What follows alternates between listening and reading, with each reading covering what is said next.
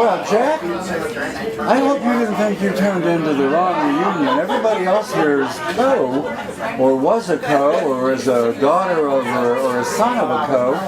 You're Jack Green. Now, how do you fit into this reunion? My father, Oliver Green, and Virgin Green Co. were brother and sister. That's right, and almost everybody here came from Virgie. Virgie had 4 sons and a daughter, and there are grandchildren and great-grandchildren and great-great-grandchildren of Virgie and Ori Coe from Leonard Coe's family, from Lewis Coe's family, and Lester Coe's family. So it's funny, you're the only one here that's not from Virgie Green, but she was your aunt. She was my aunt. Where were you born? I could almost say that I was, like Abraham Lincoln, born in a log cabin on Cranberry Ridge. Really? It was not a log cabin, but it was a simple cabin, probably 2 or 3 bedrooms, no electricity, no running water. What year was that? 1946. Not 1846. Not 1846. Okay, so if I'm standing down there by the Big Rock Campground on the Cranberry River, which direction would I go to get to where that cabin was? You would go toward Cal, Camden Gully. Oh, so I go up through Cove. Well, it's where I was born before Cove. It's a very short distance from Cove. On that really rough road between Big Rock and Cove. I've been by it. There used to be a 1-room schoolhouse on that road. That's the McFarland Schoolhouse, and probably 5 miles, again heading toward Camden Gully in that direction from the McFarland grade school. Okay, now is that cabin still up? No. Okay. That was a cool trip. Was it close to Powers Cemetery?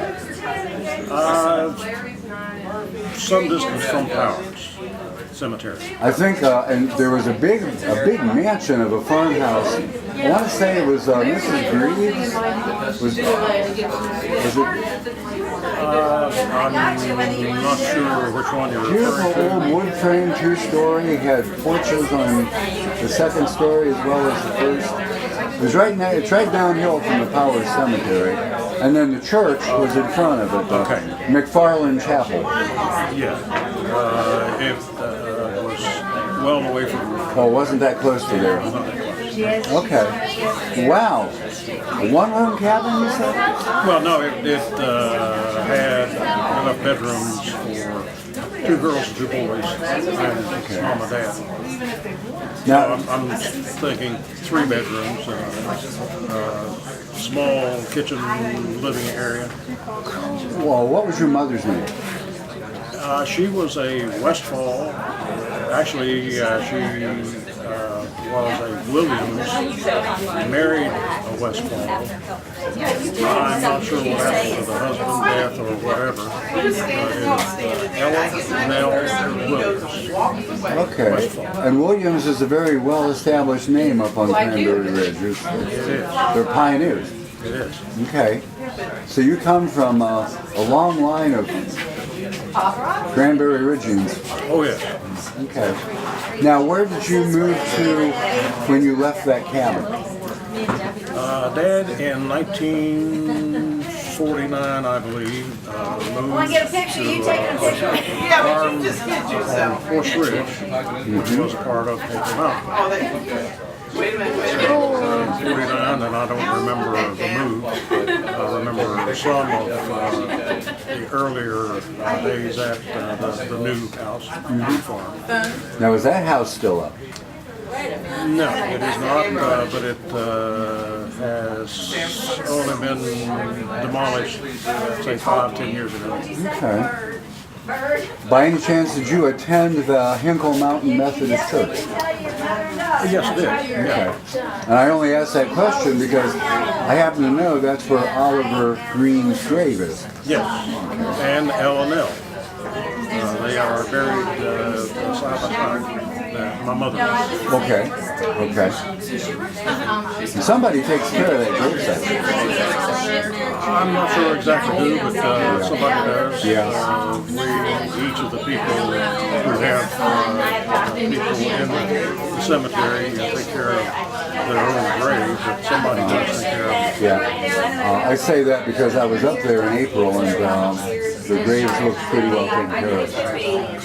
It's a very old graveyard. It probably goes back to late 1880s. Wow. I think the church, the sign on the church, 1884. Yeah, I remember seeing that sign. And people still worship there on Sundays, huh? Yeah.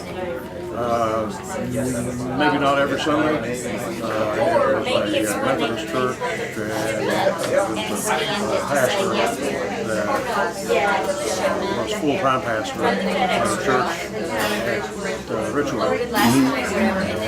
Every third or fourth Sunday, the pastor would go up and hold the congregational meetings. I don't really remember if it was every Sunday. I certainly remember going to Sunday school, some of the functions as a teenager.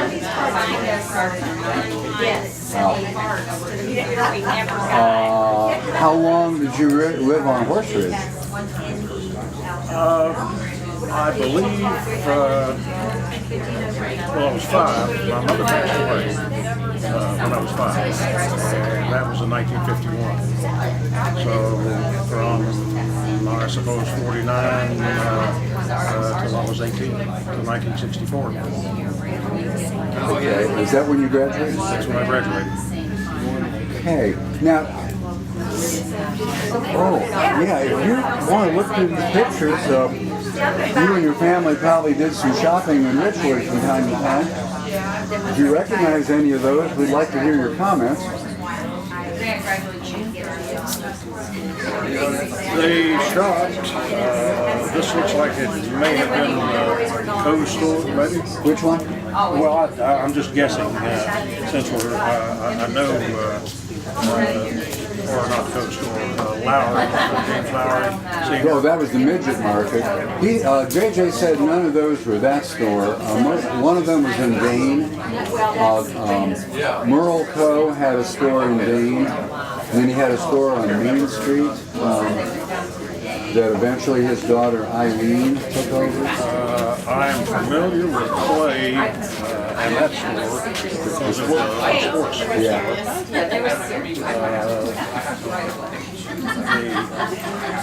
The grocery store pictures, I'm not familiar with any of those.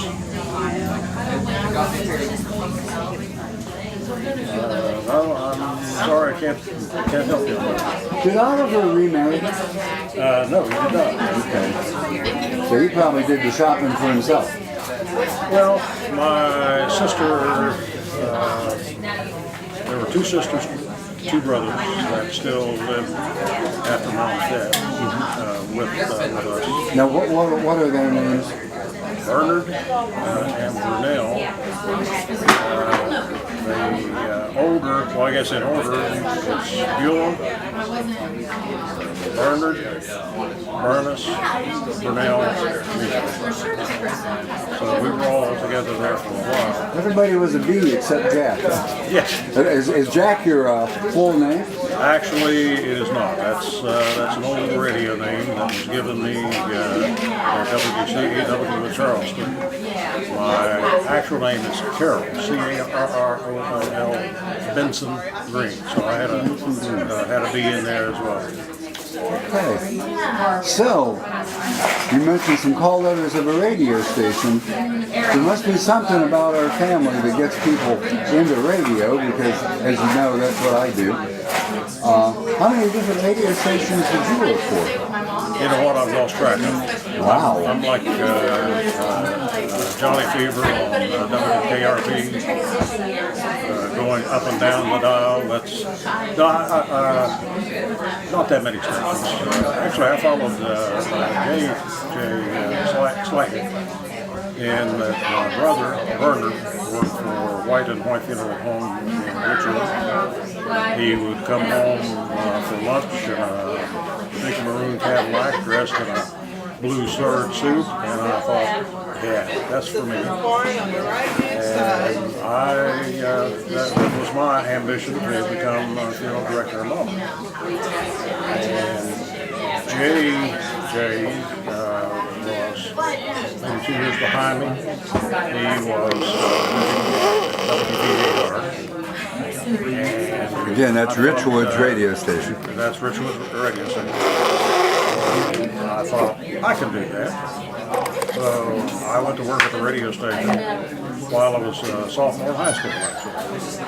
And I worked there until I graduated from high school. Still with the ambition of becoming a funeral director in Lawman. Went to Beckley College. Got my 2 years of You did follow him, didn't you? I did. And he worked for WOAY. I found out today that he also worked for WJLS in Beckley, and I worked there actually full time. I worked the 6 to midnight show. After So you were on air. I was on air. Graduating from getting a 2-year degree at Beckley, I went on to University of Cincinnati, which was part of the mortuary science program, being in Cincinnati. Got my 12 months in there, came back to Richwood to serve my apprenticeship at WBAR, working there from 6 o'clock a.m. to 9 a.m., working funeral homes thereafter. Worked after getting my license in maybe 30 days, decided radio was no fun. So I stayed with radio. From there, going to WTON in Stanton, not Staunton. They were quickly telling me when I moved to Stanton, Virginia. Looks like you want to say Staunton because of that U. But it's Stanton, huh? Yeah, it is Stanton, yes. From WTON, I came from there back into West Virginia to WCAW, worked for WKAZ, managed a radio station in Hurricane, and then went to DuPont because there was more money at DuPont and just a little more security. You got into chemicals? Well, I was lucky enough to run a video studio. So my title at DuPont Health was video specialist. I stayed there 29.7 years. Is this for training videos? Well, training, public relations. Public, okay. It was a little bit of everything. I did work for the entire company DuPont, but primarily the Bell plant. Okay. This is the same DuPont that's in Delaware. Yes. Yeah, I love hearing these stories though. So did you travel much? Eleanor, wow. 1 year had probably a couple 100,000 miles, air miles, doing work for other companies. So even though you weren't at the headquarters, you got to work with all of the DuPont properties. Not everyone, but there were probably 10 who I knew, and they were probably different things, yes. Well, gee whiz, did you know Manny Coves when you were coming up in Richwood? You know, I didn't. Leonard, Leonard Lowell. Well, Lowell was the youngest, but he was born in 1834. Leonard was the guy that delivered bread. Okay, Leonard. We even today get the They were all yells. Just like Oliver named all his kids with B's, for some reason Ori and Virgie named their kids all yells. Well, Leonard and I got to know one another. I remember different times of Dad going to visit Everett. I don't honestly remember any of the children, but Leonard and I got pretty close after in '64 before I left the area. Our paths crossed a number of times. So, Oh yeah, this is from the book. This gentleman here, I think that was at WVAR. okay, this is, and that's Jim. Begins with a C, and I don't remember his last name. I think I understood the story. He bought the station. He what? I think he may have purchased the station. I'm not sure. Okay, because that's not the one that was on the outside of the envelope. Somebody else told me that wasn't that guy. So I'm not sure what the story is. Clyde wasn't. Jim. What was it in my Webster County pictorial? I think so. No, the Nicholas County. That's what I meant. Yeah, Nicholas County. It's somewhere in Somebody that book. said that wasn't him. Oh, I see. Mistaken identity. That it was not. That was. Let me find it. And I'll ask you because you said you worked there. We got 3 minutes. 3 minutes. Well, I got sidetracked here. We were talking about my connection or how many of the codes that I knew. And I really didn't know any of the codes. I know, except Leonard. There were his 2 older daughters. I must have been 6 before I knew cousins. Couldn't. Well, and one of those 2 is Janice, that's here. And unfortunately, Linda passed around 98, I think. She died in an accident on her way to work in Somerville. She was living in Pittsburgh at the time. Well, when Dad visited Aunt Virgie, I always enjoyed it because I was in love with the daughters. Well, I was too. I was told that that's a no-no because we were first cousins, but I was very fond of Janice, believe me. I kept mine secret, and Dad did not know, but otherwise I'm sure. Now, I met your dad one time, and that was at our grandmother's funeral. Oliver Green was there, and maybe, I don't know who brought him over. Maybe he just came over by him. For some reason, I wanted to say that he was with somebody else, but I can't clearly remember. What year was this? She died in 81, so it would have been March of 81. And was it male or female? I want to say it was, I was a a male. man, yeah. Yeah. Probably it was Uncle Walter. Was he still alive in 81? Well, I really don't know, but if it was a man, it most likely was him. If it had been a female, it may have been my sister Margaret. I'll say Walter.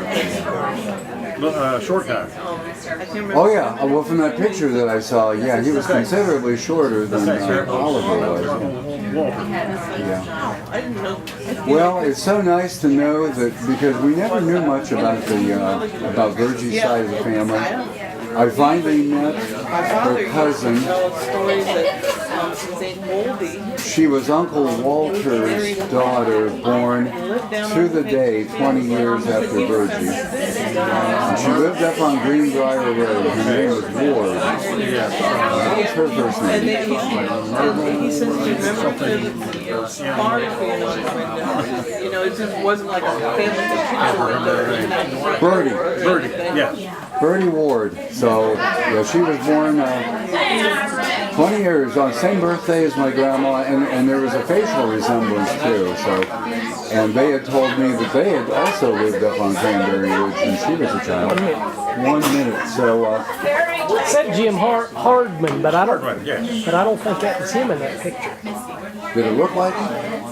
I didn't know him personally, but I think it was a different name. I would say that it is Jim He Hart. got married twice.